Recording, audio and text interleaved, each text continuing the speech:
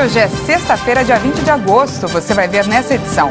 Sócio da Precisa Medicamentos se recusa a responder boa parte das perguntas na CPI da pandemia. Nos Estados Unidos, homem que ameaçou detonar bomba em Washington se entrega. Embaixadoras da ONU denunciam violações dos direitos das mulheres no Afeganistão. E você vai descobrir quanto está valendo o lenço que Messi usou para enxugar as lágrimas na despedida do Barcelona. O sócio proprietário da Precisa Medicamentos, Francisco Maximiano, foi ouvido nesta quinta-feira pela CPI da pandemia. Os senadores também aprovaram 187 requerimentos de quebra de sigilo financeiro e fiscal de empresas ligadas à disseminação de notícias falsas.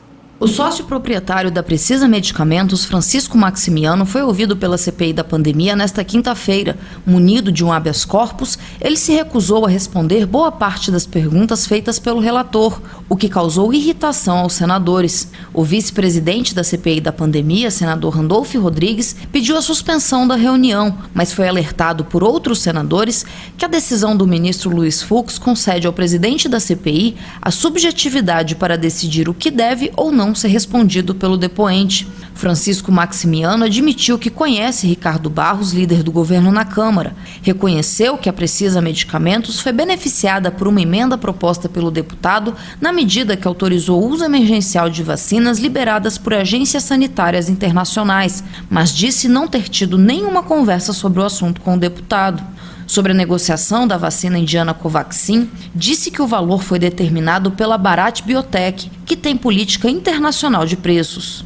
Porque o preço da Covaxin é cerca de 50% mais alto que a das outras vacinas adquiridas pelo Ministério da Saúde, como da Pfizer, inicialmente comprada a $10 e $12 no segundo contrato, e a Coronavac, $10.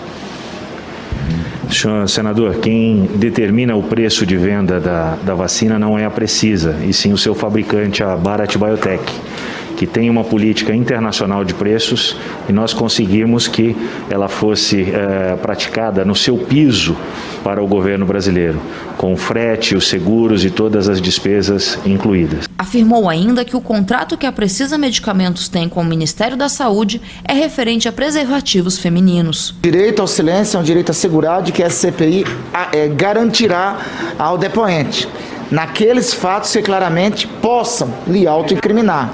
Essa pergunta, pela amplitude dela, pelo caráter generalista, não me parece que está abarcada pela medida do Supremo Tribunal Federal. Então vou pedir para que o senhor relator, solicitar para que o senhor relator reitere a pergunta feita. Repetido, senhor presidente, Vossa Excelência, eu gostaria de perguntar ao senhor Francisco Emerson Maximiano, proprietário da Precisa, quais os outros contratos seu grupo empresarial mantém com o poder público, incluindo estados, Distrito Federal e municípios.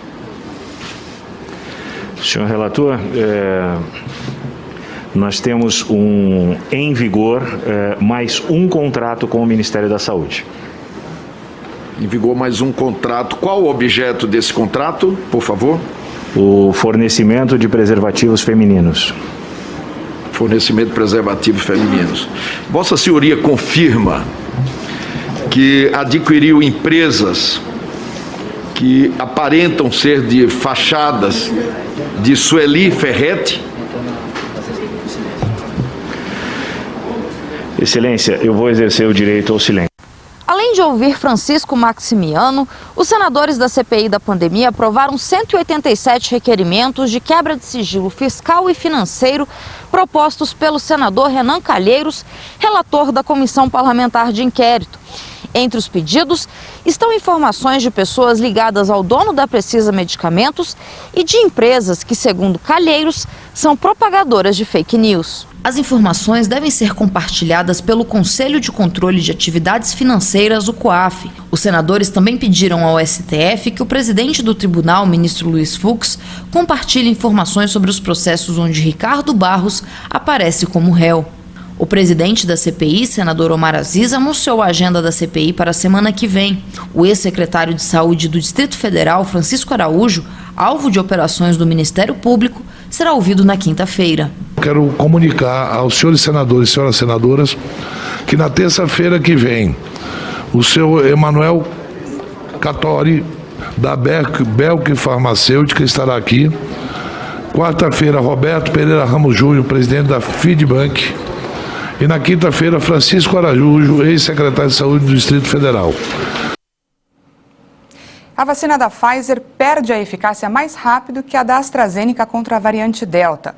Um estudo também apontou que após 4 meses, a proteção das duas vacinas diminui.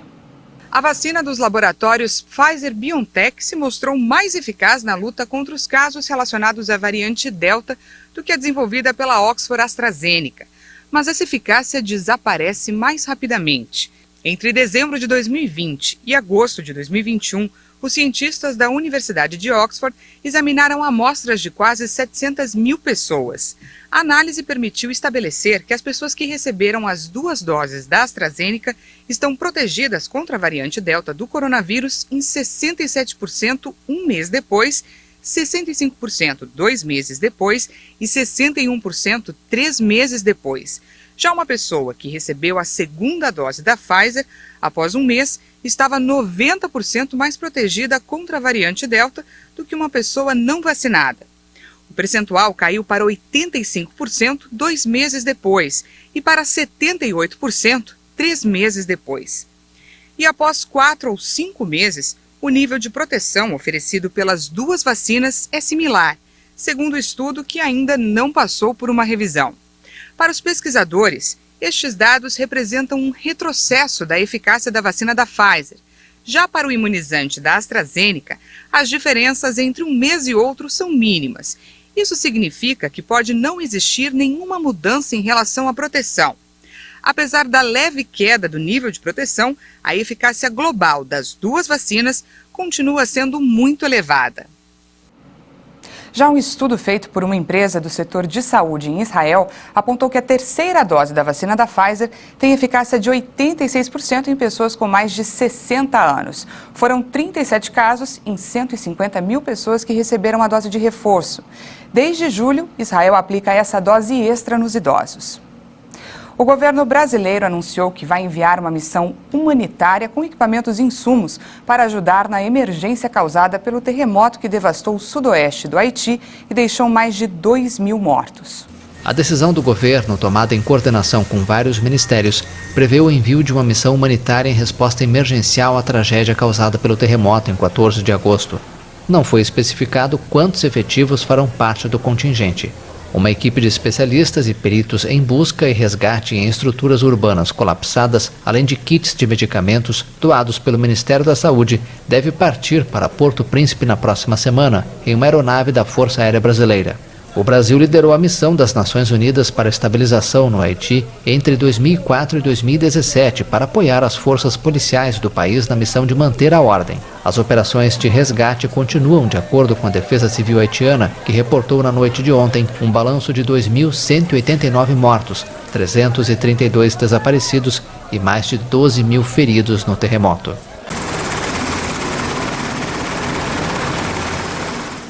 E vamos à nossa previsão do tempo. Apesar do risco de temporais na região centro-oeste, o calor intenso vai continuar nesse fim de semana. A temperatura mínima hoje em Campo Grande, no Mato Grosso do Sul, é de 19 graus e máxima 34. No fim de semana, o tempo continua quente. No sábado, a máxima prevista é de 35 graus e no domingo, 36. Em Teresina, no Piauí, o fim de semana vai ser de calor intenso, com máximas de até 38 graus. E em Guarulhos, na Grande São Paulo, os termômetros podem chegar a marcar 31 graus no fim de semana. Um estudo publicado na Harvard Business mostrou que a jornada regular de 8 horas de trabalho representa 60% do esforço diário dos funcionários que trabalham em home office. Segundo o relatório, os funcionários trabalham durante a noite e nos intervalos, realizando tarefas como responder mensagens instantâneas, e-mails e atendendo telefonemas. O trabalho online não acaba nunca. É o que indica uma pesquisa realizada com 187 funcionários de 6 empresas da lista Fortune 500 que fizeram a transição para o expediente remoto em 2020. O estudo, publicado neste mês na revista americana Harvard Business Review, foi feito por 4 pesquisadores, incluindo um professor da Universidade de Harvard e um PhD em ciência da computação. Os dados mostraram que, em uma medição conservadora, os executivos estão disponíveis para as chefias por mais de 8 horas diárias e que a jornada regular, das 9 da manhã às 5 da tarde, representa apenas 60% do esforço diário. Os trabalhadores ouvidos foram divididos em 22 equipes, com uma média de 10 membros cada. Em média, os times ficaram conectados a seus computadores por 45 minutos a cada hora. Durante o expediente, os membros das equipes geralmente trabalham juntos, com 50% a 70% dos colegas. Mas nas horas de folga ou após o horário regular, os colaboradores encontram apenas de 10% a 50% dos pares, o que significa que estão produzindo separados. A orientação dos pesquisadores para dividir a carga de responsabilidades, reduzir a jornada e atingir melhores resultados de produtividade visa estabelecer normas sobre horas de produção e sobreposição de turmas. É possível, segundo eles, determinar horários em que 50% ou mais dos times estejam online e atuando juntos. Ainda segundo a pesquisa, esses momentos servem para agendar processos de negócios que se beneficiam por ter uma maior sobreposição da equipe, com comunicados e tomadas de decisões que afetam todo o grupo. Sem esquecer também que há tarefas que podem ser melhor executadas individualmente. A Caixa Econômica inicia hoje o pagamento da 5ª parcela do auxílio emergencial, começando pelos nascidos em janeiro. O saque para esse grupo vai ser liberado no dia 1º de setembro. Também recebem hoje a 5ª parcela os beneficiários que fazem parte do Bolsa Família e têm o número de identificação social UNIS com final 3. A seguir, embaixadoras da ONU denunciam violações dos direitos das mulheres no Afeganistão.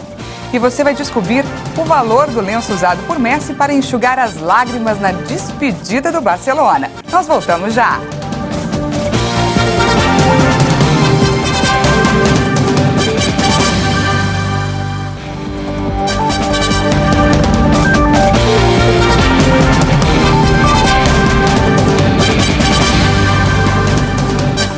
Estamos de volta, agora são 8 horas e 46 minutos no horário de Brasília. Hoje o Brasil completa 20 dias com média móvel de mortes abaixo de 1.000. O indicador tem o menor patamar desde 7 de janeiro e aponta 821 óbitos diários por Covid-19. O Ministério da Saúde registrou mais 979 mortes por Covid em 24 horas no Brasil. Com o aumento, são 572.641 vítimas da doença desde o início da pandemia. Também foram confirmados mais de 36.315 novos casos da doença. Com isso, o total chega a mais de 20.494.000 infectados pelo coronavírus. A média de mortes pelo coronavírus em 7 dias é de 821 vítimas diárias. E esse é o 20º dia seguido com o indicador abaixo de 1.000 mortes. Em comparação à média de 14 dias atrás, a variação foi de menos 9% e aponta tendência de estabilidade. A média móvel de novos casos nos últimos 7 dias foi de 29.878 diagnósticos diários, uma variação também de menos 9% em relação aos casos registrados na média há 2 semanas, indicando estabilidade. Na classificação da pandemia por estados, apenas um ainda registra alta, o Paraná. Em estabilidade estão 9 unidades da federação. 17 estados registram queda: Acre, Alagoas, Amapá, Amazonas, Bahia, Ceará, Goiás, Mato Grosso, Paraíba, Pernambuco, Piauí, Rio Grande do Norte, Rio Grande do Sul, Rondônia, Roraima, Sergipe e Tocantins. E vamos agora ao vacinômetro. Mais de 174.263.000 brasileiros já tomaram ao menos uma dose da vacina contra a Covid. E mais de 2,5 milhões de doses de vacinas foram aplicadas de um dia para o outro. De acordo com o Ministério da Saúde e as secretarias estaduais de saúde, o número de brasileiros que tomaram a primeira dose é de mais de 120.582.000. Isso equivale a 56,94% da população, enquanto mais de 53 milhões e 680 mil pessoas tomaram a segunda dose. O resultado representa cerca de 25,35% dos brasileiros. O estado que mais aplicou a primeira dose foi São Paulo, com 69,63% da população. No Rio Grande do Sul, 61,74% das pessoas já receberam a primeira dose. E no Mato Grosso do Sul, mais de 39,55% da população está totalmente imunizada com as duas doses. O governo federal aderiu ao Pacto Nacional da Primeira Infância. De Brasília, a Jaqueline Fonseca traz para a gente as informações. A adesão do governo federal ao Pacto Nacional pela Primeira Infância foi anunciada pelo ministro da Economia, Paulo Guedes, em um seminário virtual realizado pelo Conselho Nacional de Justiça nesta quinta-feira. O objetivo da ação é reduzir a vulnerabilidade social e garantir os direitos das crianças de 0 a 6 anos de idade. O ministro da Economia disse que é preciso compromisso com as gerações futuras e destacou ações práticas, entre elas a inclusão da proteção à primeira infância como prioridade no Plano Plurianual, o PPA, de 2020 a 2023. No fundo, estamos aderindo, através desse nosso pacto, a esse compromisso que todos temos que ter, acima dos partidos, acima de direita, de esquerda, acima de qualquer acordo ou desavença entre contemporâneos. O que não pode haver é justamente não aderirmos a esse pacto com o futuro do país, o amanhã, que é a primeira infância. Os jovens formam os sistemas neurais, o desenvolvimento do cérebro, o desenvolvimento afetivo, o desenvolvimento social, a formação para a cidadania, mais cedo ou mais tarde, vai depender de todo esse afeto e toda essa proteção que o jovem tenha recebido hoje. E é tradição da literatura econômica mais avançada, com vários prêmios Nobel, em semelhançamente desse tema, que é o tema de que são os investimentos mais rentáveis que uma sociedade possa fazer, são exatamente os investimentos de 0 a 6 anos, levando justamente todo esse melhor ambiente cognitivo, esse melhor ambiente social, de afeto, de proteção, nesses primeiros 6 anos, que é a formação do indivíduo. O homem que ameaçou detonar explosivos perto do Capitólio, em Washington, nos Estados Unidos, se entregou.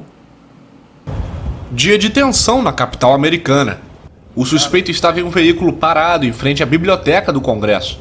A situação provocou a retirada de pessoas de vários prédios, inclusive da Suprema Corte. De acordo com a imprensa americana, a sede do Comitê Nacional do Partido Republicano também foi evacuada e a estação de metrô de Capitol Hill foi fechada por precaução. Ele desistiu e não resistiu. Nossos agentes puderam conversar para prendê-lo sem incidentes. O episódio trouxe à memória do país a insurreição do começo do ano na sede do Congresso dos Estados Unidos. O local está sob fortes medidas de segurança desde o mortal ataque em 6 de janeiro por parte de apoiadores do ex-presidente republicano Donald Trump, que buscavam evitar a certificação da eleição de Joe Biden. A situação também ficou tensa na capital americana em 2 de abril.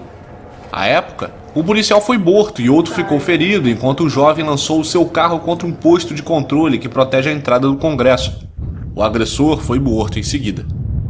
Ontem, o Talibã abandonou o tom mais moderado e declarou que agora o território que controla se chama Emirado Islâmico do Afegão.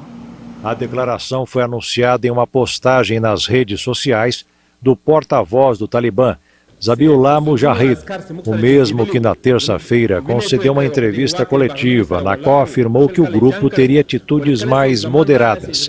Após o anúncio, o líder do grupo fundamentalista, Yahidullah Hashimi, afirmou que as leis no país devem ser semelhantes às que existiam na época que o grupo extremista esteve no poder.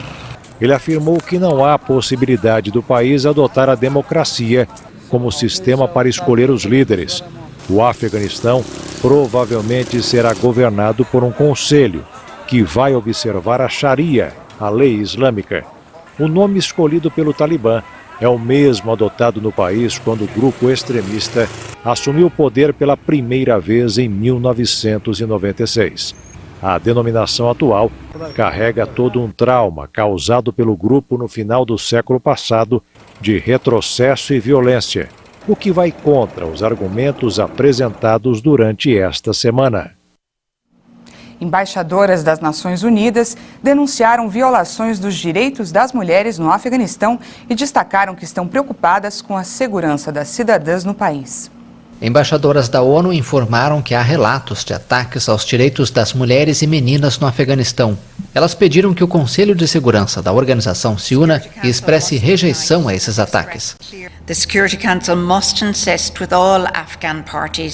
O Conselho de Segurança deve insistir com todas as partes afegãs que a participação plena, igual e significativa das mulheres em qualquer novo governo seja uma condição não negociável.